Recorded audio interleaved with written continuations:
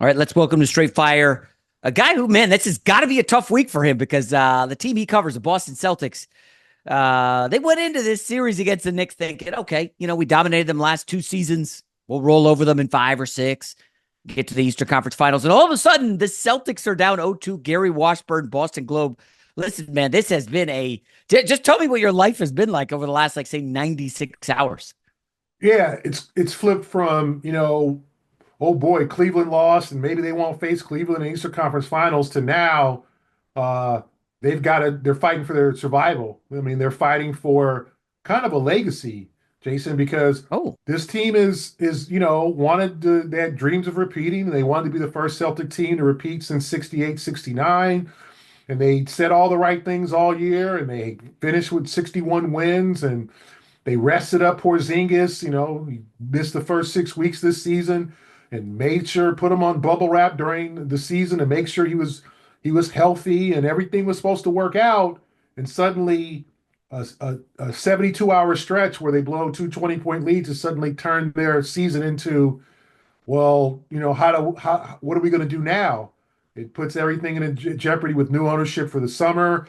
Do mhm. you keep this team together for one more run? Do you move somebody? A lot rides in this series because, as you know, Jason, no team, no defending champ has made it past the second round since the Warriors in 18. And Wow. believe Yeah. me, the Celtics know that. The Celtics have been made aware that getting to the conference finals will be a big achievement for them because it is hard to repeat. We saw it with Denver last year. Oh, Very yeah. similar situation, Jason. Denver got basically blown out at home. Remember that year ago by Minnesota, and everybody was saying Minnesota's going to go to the finals. They're the best team in the West, and Denver made it a seven-game series, and then ended up losing it on their home floor. But we'll see what the Celtics are about in Game 3.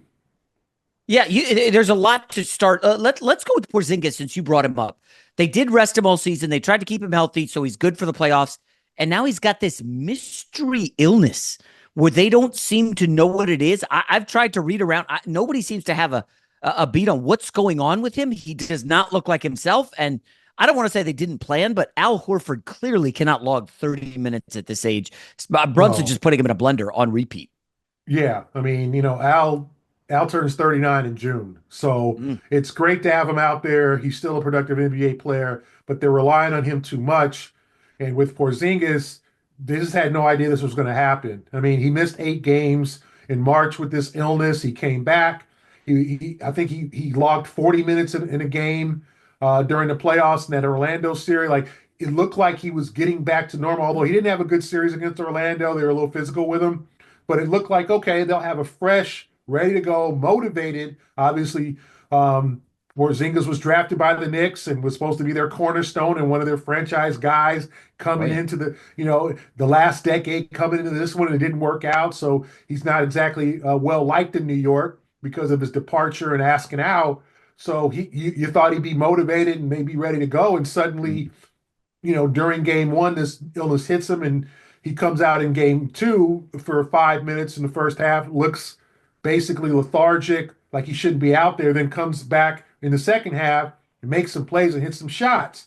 And so he tells us after the game he's still dealing with the same thing he did in March, and Yeah. it put him down in game one. So like you said, we have no idea what it is, what kind of illness. You don't want to speculate what kind of virus it is. Is it something he'll have to be completely examined and treated when the season's over? We don't know. We just know probably he's going to play game 3, but who knows how long. Yeah. Let's go now to Joe Mazzulla. I don't know. I chalked up game one as kind of, hey man, they took too many threes. They were a lot of open threes. They just didn't make them. Game two, they'll bounce back. They lead by 20. But down the stretch, they get outscored 23-6. And I mean, at some point, I get it. Tatum is under delivered this series, but the starters were 2 for 18 in the fourth quarter of game two. Like at some point, it's been like, can Mazzulla get this under control? Like, I don't know. I saw the Pacers, Gary, when they needed to come back against the Cavs in game two, they just went to Miles Turner on the pick and roll down 26 points in the paint. Boston's just not making any adjustments, it feels. What's going on with Mazzulla? I mean, I feel he believes they're getting the good shots. And having obviously covered this team for a long time and watching this team this year, you you could have knocked me over with a feather to tell me that they would miss 75 out of 100 threes in this series. I would have guessed their best case scenario is taking 53s a game. So the fact that they've taken 100, that's good for them. They like that, right? Hitting 25, including 10 for 40 in game two, we would have never expected it because what they've tried to do with this roster is line it with shooters. Pritchard, White, Holiday can knock down a three. Tatum is a streaky three-point shooter, though he's capable of knocking them down. Brown is too, although they're minus shooters this year, Jason. So if I'm the Knicks, and I'm sure, hey, shoot from the three. You know, Hmm. you're 32%. That doesn't scare us. Now, Yeah. if you get on a heater, that might be a dangerous game plan, but that hasn't happened. So I think Missoula truly believes that they've gotten good shots, they've missed them. And I just think they are myth as to what's going on here. How come they can't get fourth quarter stops?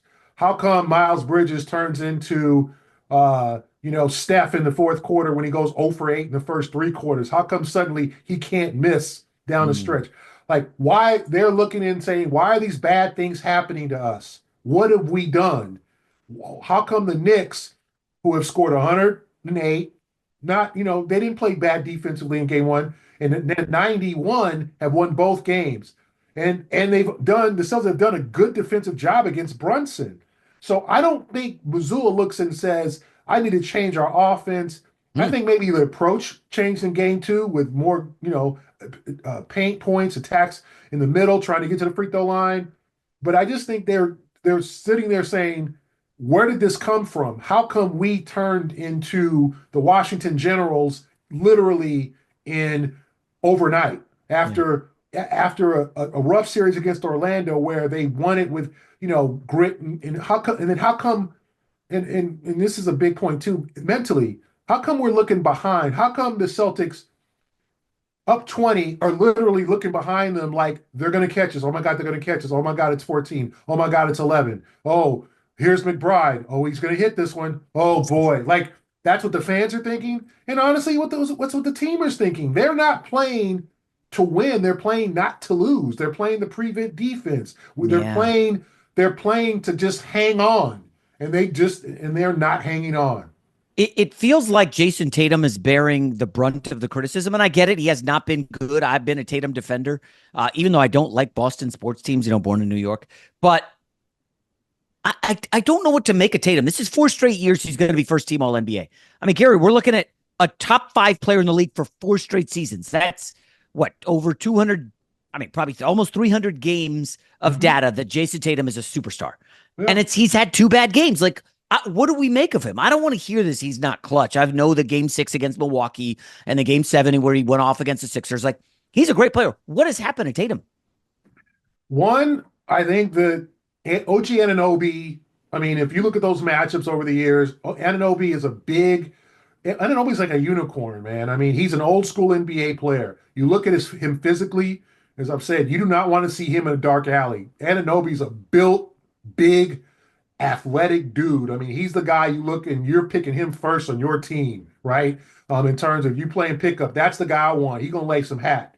So I think he doesn't want to take Anunoby one on one. So he's trying to devise ways to score without really having to take on that one on one matchup. And that's affecting his offense. And he's settling for those Kobe like fadeaways. He took those and missed a lot of those in his early career. He was trying to be Kobe Jr. in his early Yeah. years, right? Then he learned how to master that shot. But when they're contested and he's facing good defenders like a Mitchell Robinson or a Anunoby or even a Mikal Bridges, then it's a more difficult shot. And he's missing those shots. I mean, you saw that wide open three he had that would have made it a 9-point game with 3.5 left. If he hits that shot, Jason, the Celtics likely win the game. It's hard to Yeah. lose a 9-point lead with three, although with the Celtics in this series it's probably possible. Yeah. But he missed it. It was like they just said, "Hey, Jason, go ahead and shoot."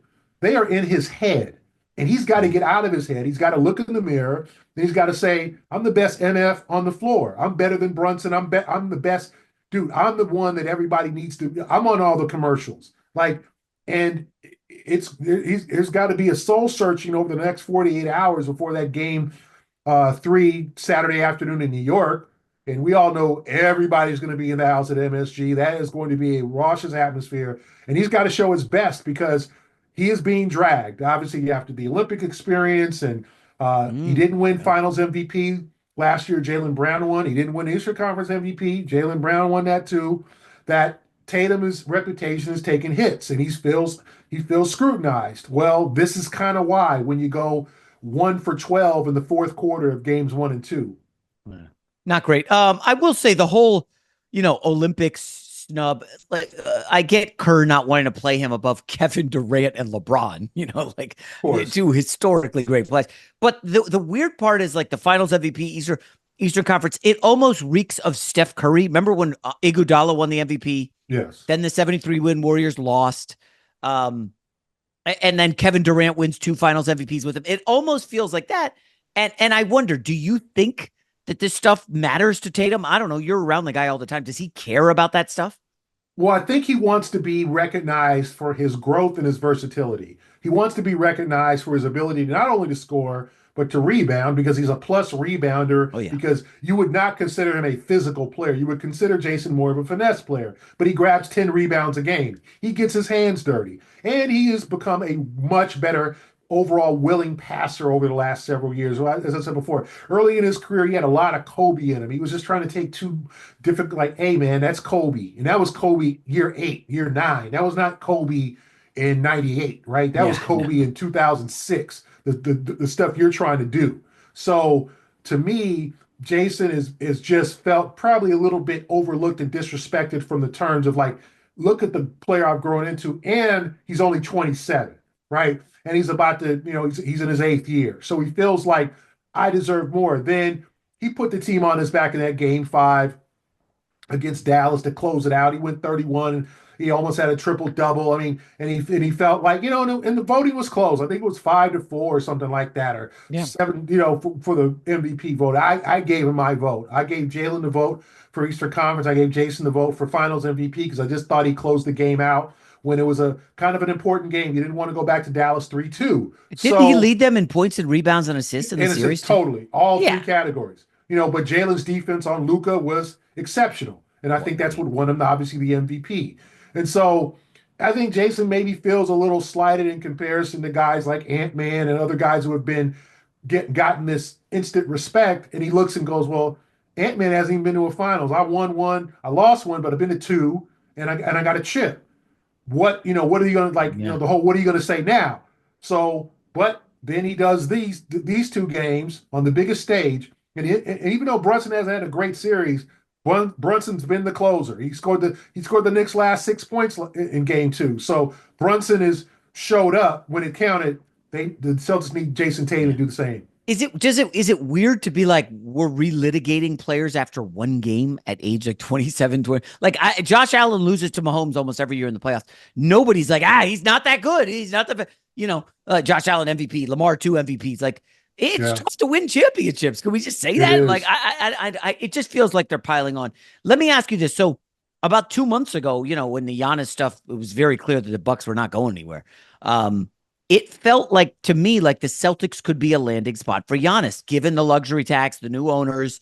They're going to have to mess up the roster or tweak it. And Brian Windhorst came out today and talked about how, hey man, they're going to be tweaking things this offseason, win or lose against the Knicks.